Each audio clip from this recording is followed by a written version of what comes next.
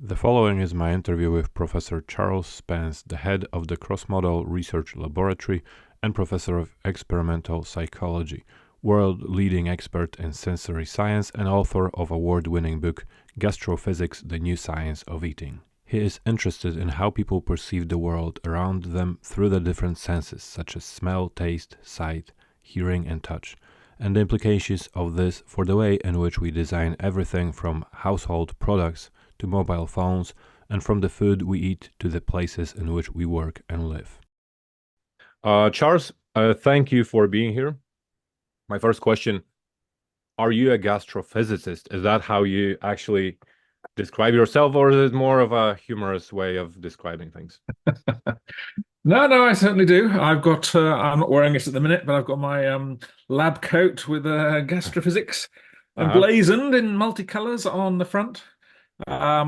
So as yet, not a globally popular term, I suppose we might say, but it's growing awareness, and yeah, very often I do describe myself as a gastrophysicist, sometimes as an experimental psychologist interested in the senses as well.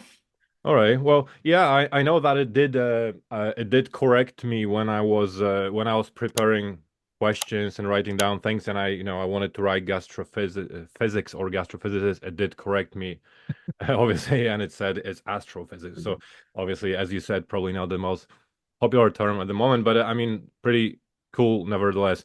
I like the term gastrophysics. I like the term sonic seasoning, which is another thing that I read about, and that's what I want to talk to you about. There's so many things that we could talk about, but I do want to focus, just to keep it relatively short. I want to focus on the meaty, pun intended, stuff, meaty and served on a nice plate. Uh, so uh, so I want to talk about things like the if you could briefly, quickly talk me through the. I have a list of things that I want to hear about the crisp Mhm. situation, as well as the chocolate experiment, as well as the generally plate colors and the meaning of that. And hopefully it's kind of overlapping, so it's possible to Mhm. kind of, summarize and join these things. Yeah, so probably the Sonic chip, as it has come to be known, um, for which we were awarded the Ig Nobel Prize, the opposite of the one that they were handing out yesterday or the day before.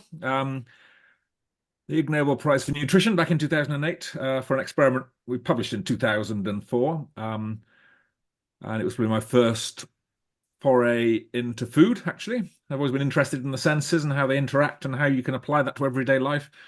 But food is not something that psychologists normally study. That's what food scientists do. Psychologists study hearing and vision on computer screens, and food scientists study food and food labs, and it's kind of entirely distinct. Um, but in about 2003, we were being funded by Unilever for various projects. And one day, yeah, we got the idea of feeding hungry undergraduates 2 tubes of Pringles, about 180 in total. And each time our hungry undergraduates, about 20 of them, bit into one of the potato chips. Then we would change the sound that they heard, sometimes making the crunch louder, sometimes quieter, sometimes boosting the high frequency sound, sometimes cutting them. Um, and every time asking people how crunchy was the crisp, how much do you like it, and things like that. And we were able to find about a 15% change in rated crispness and liking, freshness, and so on for the sound enhanced for the Sonic chips. Um, and yeah, we never really thought much of it at the time. It was just kind of for us a nice example of taking an experiment that had been done before in the lab, I don't know, for 100 years, called the parchment skin illusion, where you just rub your hands together in front of a microphone and then change the sound to quite much softer sounds. And that changes how you think your hands feel from parched to moist and clammy simply by changing the sound. So that's a well-known psychology illusion paradigm, and we just applied it to food, which no one had ever thought of doing before. Um, Published it in some obscure food science journal, and yeah, never thought about the amount of excitement it would generate, partly because of the Ig Nobel, but also partly just because of I don't know, philosophers got interested in all sorts of people, and that sort of got me on the path of uh, studying everything about the sound and taste. So starting there with the sound of the crunch, but then afterwards looking at the sound of noisy crisp packets being wrinkled and rattled. And we could show that that also enhanced crispness, not just the sound of the crisp itself.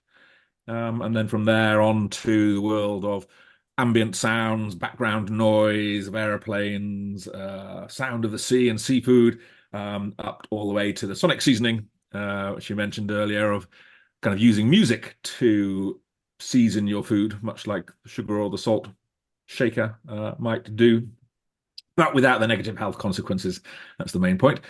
And so that's been ongoing. I think probably no one's done more research on crisp packets than I have over the years. The sound of them, the shape of them, the colors and the noise, you name it, we've done it. And that's all been lots of fun. But sound is kind of the sort of forgotten flavor sense in a way. It's not something that most people think about. They think about what food looks like, maybe, certainly what it tastes like. But what it sounds like, that's kind of just not thought of. So alongside our work on the sonic chip and all its derivatives, we've also done a lot of work on food color. And again, starting with Unilever, actually, who had fruit teas that looked great, very vibrant colors that smelled great, but didn't taste of anything. Why was that? And what's the trick? Well, the answer is add sugar, and suddenly it all comes together beautifully. And so in our first experiments on color, we had participants in front of about 200 cups of colored fruit juice, and we tell them the colors are all completely irrelevant. Ignore the color. Just tell us what the flavor is. But people couldn't ignore the color, even when they can see that the colors are kind of all over the place and randomly varying. Yeah, we've done a lot of work since trying to figure out which colors work best, which is the sweetest color, why do colors sometimes work better than other times. And then again, just like in the crisp case, going from the color of the thing itself, the color of a drink. We use drinks just because they're easier to mess around with than making cakes. And coloring them would take a bit longer. Yeah. And from the color of the drinks, then to the color of the cup, the can, the plate, then out to the color of the environment, the color of the posters, the tablecloth. Sort of thinking at some point, the impact of color ought to break down. If it's the color of the lighting in the room, that's not the color of the drink, and yet it still affects the taste. And you mentioned the plates, and that was a lot of fun back in 2012, thereabouts, 2011, 2012, with Bettina Piqueras-Fissman, who was a student in the lab in Oxford. And we went to the Alicia Foundation in just outside Barcelona. I say she went. I just helped write it up. But went there, and they have like a test facility with sort of kitchens and places for people to eat, kind of realistic or ecologically valid, as we might call it. And we had about 63 people in the dining space there at the Alicia Foundation, serving them a pink strawberry mousse, either off a black plate or off a white plate. Sometimes some people started for the black plate dessert first. Some people started with the white plate. Same dessert from the same batch on the same day with the same people, making the same ratings of how flavorful, how sweet, how much do they like the dessert. And the amazing result to come out was that people rated the dessert as significantly sweeter, more flavorful, and more liked. All three about 9 to 13% more off the round white plate than off the round black plate instead. We sort of published that back in 2012. I never sort of, when you first get these things, sometimes it's a bit hard to believe. I mean, that can't be real, can it? That just you don't eat the plate has no taste, and yet it seemed to change the taste. But now, whatever we are, 12 years later, and now there are probably 50 or 60 published studies of plates, cups, bowls, any kind of container, and its impact on the taste of not just desserts, but drinks and coffee and you name it. And while sometimes the color effects are different in some studies from others, there's nearly always, at least in the published studies, color has some impact on people's ratings. So that's again another sort of a line. And then once you start fiddling around with the color of the plate, then you start thinking about the shape of the plate. Does that matter? and then the texture of the plate, and then we've been working with potters like a Reiko Kaneko from the Midlands, who makes some of the plates for some of the fanciest restaurants. And she took the scientific findings that we had come up with and others, and made a set of plates that did vary in color and in texture and shape. All and so one of my favorites was this kind of sort of pinkish red, because that's the sweetest color, kind of round, a bit like a sort of a raspberry, kind of supersized raspberry shape, very round and pink dessert bowl, because we know that should bring out the sweetness of a dessert. Very textured plate to be held in a hand, because we know that rough textures can bring out the pungency of ginger and just ginger biscuits. So it's kind of ideal for a Thai green curry. Um, and yeah, uh, and from there, once we've got to the plate, then we think about plating too. How do you arrange food on the plate? The cutlery, how most of the stuff we eat comes to our mouth via knife, fork, or spoon. But until a decade ago, no one had ever scientifically studied the impact of the knife, fork, or spoon on taste. And so what we find ourselves doing a lot is because we're not chefs nor mixologists, merely psychologists interested in the senses, that we sort of study the everything else, because everyone studies the coffee, no one studies the coffee cup. Everyone studies the food, but no one studies the cutlery. And again, these sort of fundamental parts of our eating experience are ignored.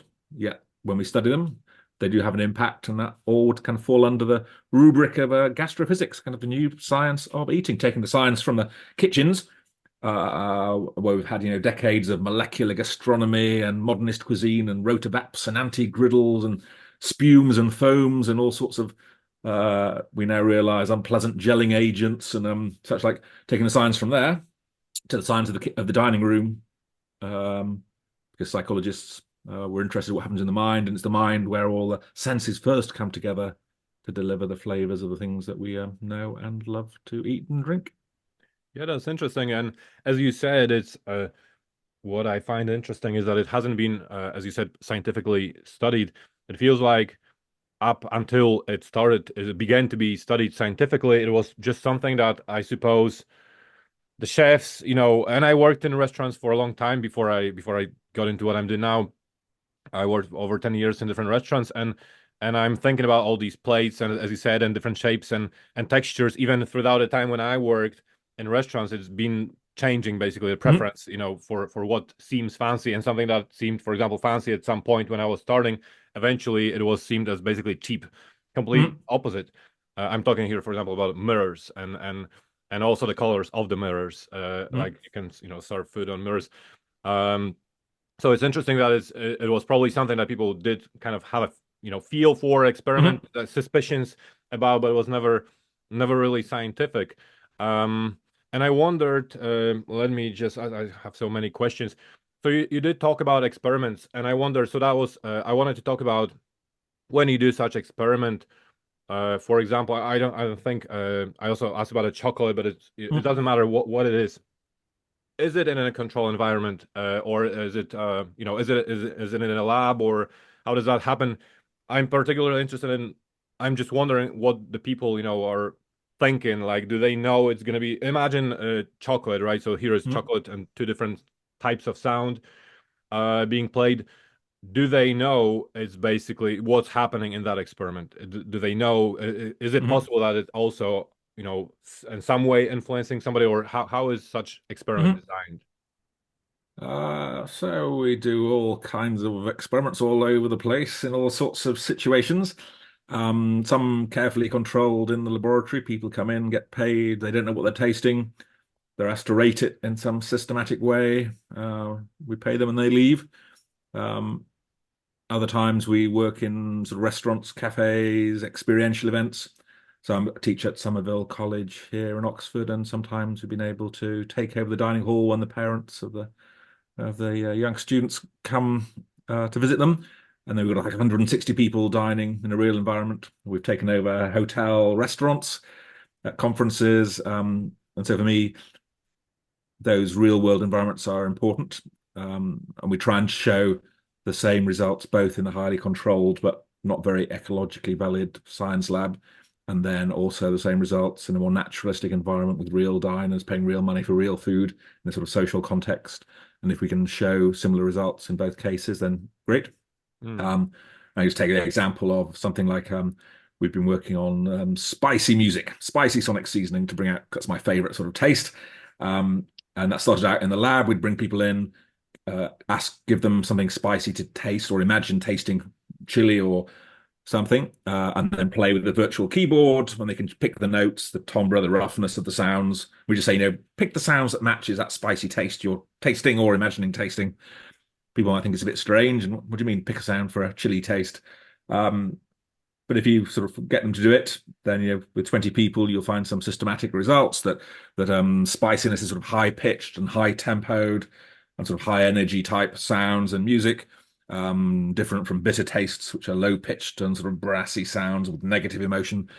We take those results just from within the lab, then work with composers or creative to make a soundscape or select a soundscape that has those right sonic parameters, the right pitch and instruments and tempo and roughness and so on and so forth. And then we'll play the music back, maybe in the lab and then also in a restaurant. So in this case, we're able to go to Nashville, Tennessee to work with a chef there, Deb Paquet, and in her restaurant with her diners, people got a spicy mango salad, and we're able to show that the music we thought should be spicy, because that's what we've made it to be, significantly increased spiciness ratings for the diners in the restaurant eating the real naturalistic dish. And that's kind of the ideal solution. Sometimes maybe there isn't time or there isn't interest or there isn't funds to test it in all the different environments. And I certainly think that maybe when we've done, so sometimes we've done huge events with 3,000 people tasting wine, changing the music, changing the lights. And under those massive testing situations, I think there can be an element of sort of experiment or expectancy effects or sort of priming or people might have an intuition what's going on or what response they think you want them to show, and hence may perform accordingly or not. That can be part of the thing, and that's sort of sometimes part of the fun. Of course, it makes it harder then to publish those kind of very large scale events in journals who say, no, is it suitably controlled? How do you know your participants didn't know what was going on? And so, there very often we might also have an in-lab experiment to back up the large real world thing. Yeah, it definitely sounds like that was obviously my first thought. I just wondered how much scope there is potentially for certain types of biases, but it does sound like with the amount of of data collected and the different methods and environments and contexts where it was collected is obviously pretty convincing, I would say. And I wondered now, okay, it's a different question now, but kind of more personal. Now that you know all these things and it's so interesting and all these all these experiments and it sounds like there's so many aspects of it. Does it affect you personally? And everything does affect us in some way. Like when I was doing my house and I was renovating, I had no idea, didn't know a thing about building a house, renovating. After that, ever since I had to do it, I can be sitting at a hairdressers and looking at a skirting board or Mm-hmm. the way somebody did something else, laid wallpaper or something, and I'm thinking, oh wow, that's impressive. So yeah, so I wonder, for somebody like you, is that what's happening? Do you think about it constantly? Do you think about it when you're in the kitchen munching on, I don't know, Yeah, beans on a toast? yeah, yes. Always so when you go to restaurants, sometimes you get ideas for experiments. So it was a few years ago now, I went to Barcelona and some fancy tapas bar, and they were serving all the food off one half of the plate, leaving the other half of the plate empty. You think, well, I wonder why that is. I wonder if it makes a difference. Hmm. And back we come and start doing online experiments, showing people with food centered or offset to sort of measure the impact and how it changes your judgments. And always thinking what the next experiment might be, why have they done things this way or that way. And now I'm doing a lot more work in sort of the world of herbs and spices, and sort of the history of flavor across the centuries. And so the one I'm sort of currently experimenting with is a been writing about bay leaves or laurel and what they do in food. And I've got my bay tray out the window here. I've got my cup of bay tea back there because lots of people say it has no taste. I think it's got some taste, but what taste does it have? Do the dried ones work differently from the fresh ones? And so I'm sort of busy Oh, sort very of good. experimenting on myself in the sort of spare time just to try and figure out what's going on. And yeah, uh, uh, I have to deal with Mrs. Spence, who isn't necessarily Mhm. happy with me to experiment all the time. And but we often have like lab dinner parties. Or we used to have once every month or two when all the people in the lab would come over, and sometimes there were some chefs in residence in the lab, and then that was our chance to kind of explore and experiment and play. And some of the dishes that were created just for those lab dinner parties then end up turning into proper experiments under controlled conditions. Because I think sometimes if one thinks too much about what you're going to do and why and will it work, you might not do things. And sometimes in the more playful or the more last minute, when you've got to do something, you might we had examples where you've just sort of done things that you wouldn't otherwise have done, and they sort of revealed results that are more surprising as a result. Um, Yeah, that's certainly the case, and I wonder. So would that apart from just being influenced, obviously, for getting new ideas for experiments, as you said, would you say that it's would you say it affects your how you trust yourself, your own senses? If you're eating something, do you ever wonder, is that do I feel this way about this because of certain factors, or is it just rubbish, or do I mhm. feel, or maybe it's the music, or maybe it's that, or maybe Uh, it's that. um, so I think all of us think gastrophysicist or just regular person alike, we all think we can really taste the food, that I can taste what's in my cup of tea, in my glass here. I'm sure I can really taste it, and that the weight of the cup, quite a heavy cup, Mhm. that has no impact, and the music doesn't. So it feels to me like I can really. So I think we all live in that world where we're convinced that none of this other stuff matters, and here's this crazy guy talking about colored plates and sonic seasoning, but no, I know what things taste like, and I wouldn't be fooled. Um, and yet at the same time, I think everyone's had a version of the sort of Provençal rosé paradox, which is sort of start gastrophysics with, where you're on the holiday in the Mediterranean in the summer with your family. The rosé wine tastes wonderful. You buy some to bring it back home, taste it on a cold winter's night, and it tastes terrible, completely different. It's the same wine, and I think that kind of illustrates because everyone's got a version of the Provençal rosé paradox, whether they drink wine or not. Um, that the only explanation for that is, well, all these other factors are mood, the weather, the hot sun on your back, the smell of the salty sea air, all of these things actually do affect the taste. So I think we all kind of reside in this believing we can really taste and not being influenced by everything else. And yet sort of also recognizing that no, our judgments are very much affected in some conditions. Um, and so, yeah, for me, I can't, I think a lot of these effects work as well. I don't think just because I know that heavy cutlery makes food taste better. When I pick up some, yeah, that's the first thing I do in a restaurant is pick up the cutlery to see whether the knife and fork are heavy or not. And even though I know what's going on and that will add, 11% to my enjoyment or something, I can't get rid of that or discount it or override it.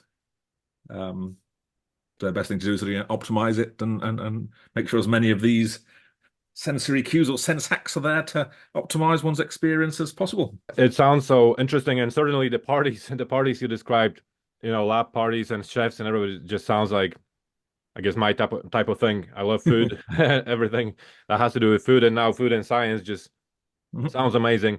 And I know there's so much more than food, and there's so much more in I guess this multi-sensory research in general that we may not necessarily have time to talk about. But I know that you also work with, I think you also work with all sorts of different brands in completely different industries.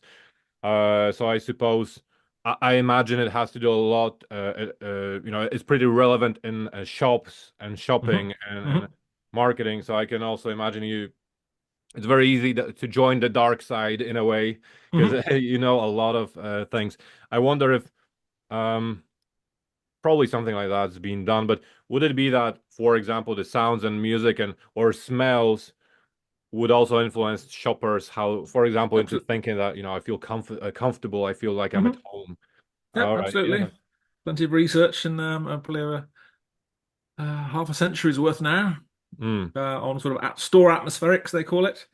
What color So is to that paint the walls, what smells to release. mm, Again, I suppose a lot of it done intuitively in the past. Maybe putting I don't know, mm. putting the perfumes at the entrance to the department stores, putting the bread wherever in the supermarkets, um, and now done much more systematically by a lot of olfactory marketing. And I have been writing quite a lot about food brands that release food scents, and then you see how places like Cinnabon or Subway will, deliberately target their sites to be in enclosed spaces like shopping malls and specifically at the bottom of a staircase, so their aromas will percolate around because they believe that that will increase sales. And various other tricks that people can do. I mean, you might call it, if I can enhance your experience as a shopper, but I'm sure you're more likely to linger for longer and perhaps spend Mm. more. And surely we all want a lovely shopping experience, so you can Oh yeah. frame it in a in a less than evil way. Yeah, yeah, certainly. I was thinking if we conduct if we conduct a nationwide survey, I mean, it doesn't have to be nationwide with enough of a sample and try to understand, for example, how British, what British people or what people in a certain context or country Mhm. associate with, let's say, comfort and or being at their grannies or Mhm. something like that. What smells do you Yep. remember? Because certainly it does have. I have this sense of smell that I can sometimes I can literally smell something and remember something that happened 30 years ago, which is Mhm. unbelievable.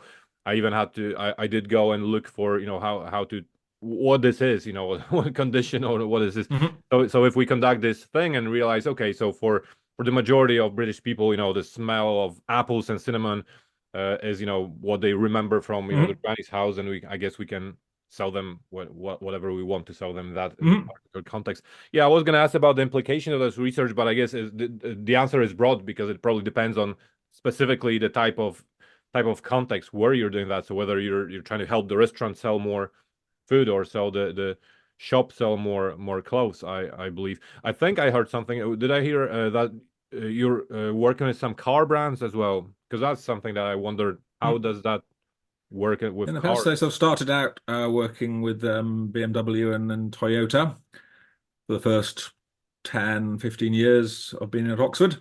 It's kind of switched more now to food and drinks. I think things happen faster and you have more fun with food than you do with warning signals for car drivers.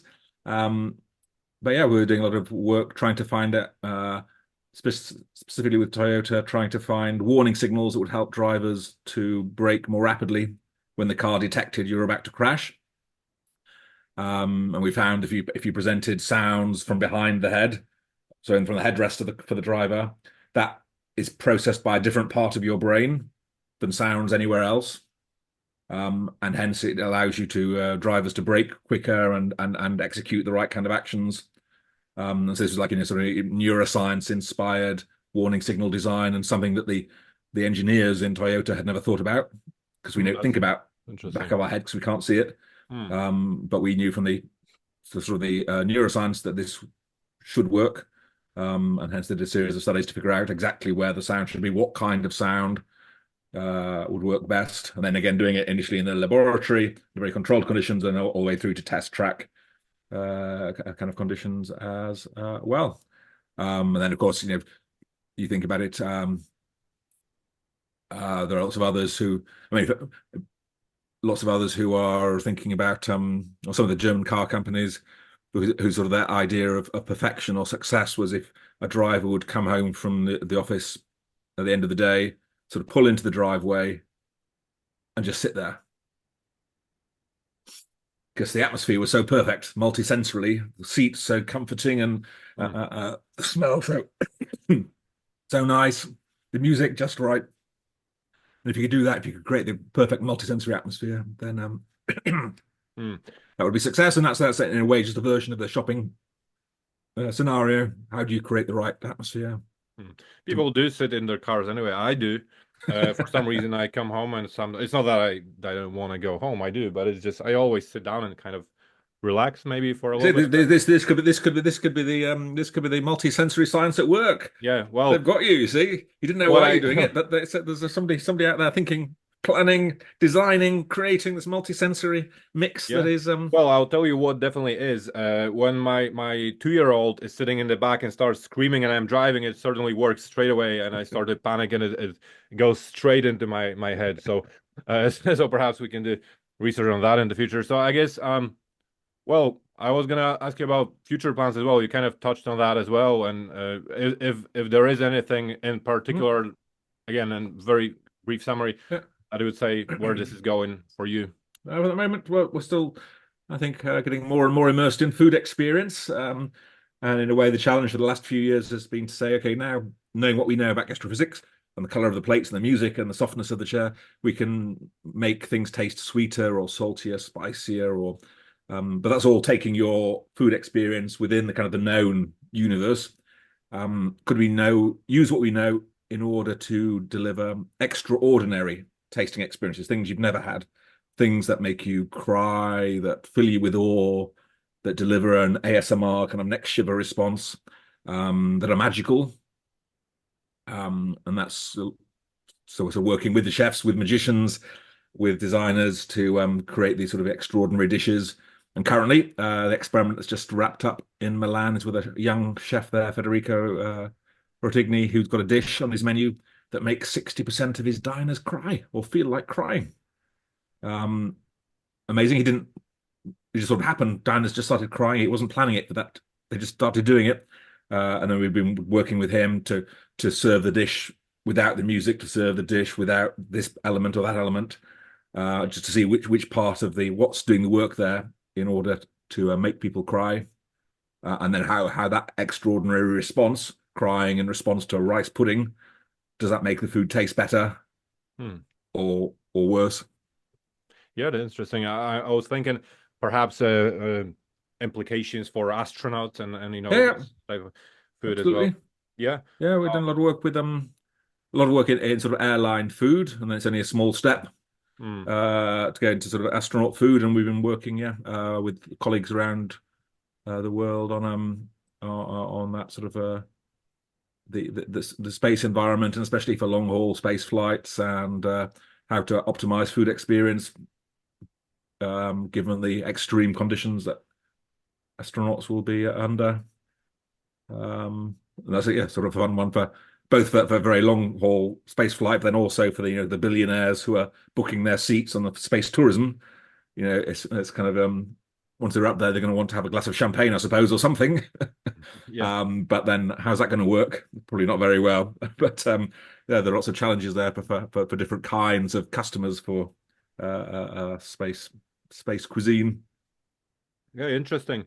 Interesting, and I'm sure it will be, as you said, it sounds like something that will only continue to grow and grow and become more and more popular because specifically because of the just the amount of implications, the amount of different fields and industries where to which this seems so relevant.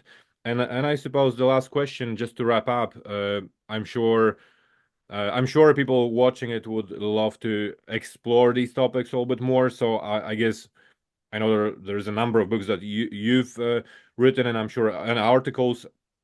I'll probably just compile a list under the video so that you don't have to go through the whole list Mhm. right now, unless you want to mention something specific. Uh, but my question was also if somebody really wants to get into this, what do they do? How do they start? Do you take PhD students? Yeah, so that's Yeah, I certainly do. Could be if it's in sort of the food domain, then because sort of gastrophysics is a new area, it's kind of hard to figure out quite where to go because I'm in a sort of psychology based in a psychology department, not in a food research center. So that can make it hard for students to kind of combine both. But then in lots of the food research centers and culinary schools, they don't really do much of the gastrophysics yet. So it is a challenge to find a good place, but we certainly do take PhD students. I've got two who just turned up this week to start their PhDs, and another sort of four or five who are already in place. Many of whom are working on food, all of whom are working on the senses in some way or other. and how to sort of optimize experience, be it in the home, in trains, in planes, online, in the restaurant, or wherever else. Okay, well, I'm sure in the years to come, you'll see an increasing number of people applying for this or asking about this sort of career. I'll let you go now. It was a pleasure to talk to you. It was really interesting, and I'll let you go. I know that you do plan to go and grab some food. All right. So yeah, thanks for being here, and My it was pleasure. great Thank you. talking.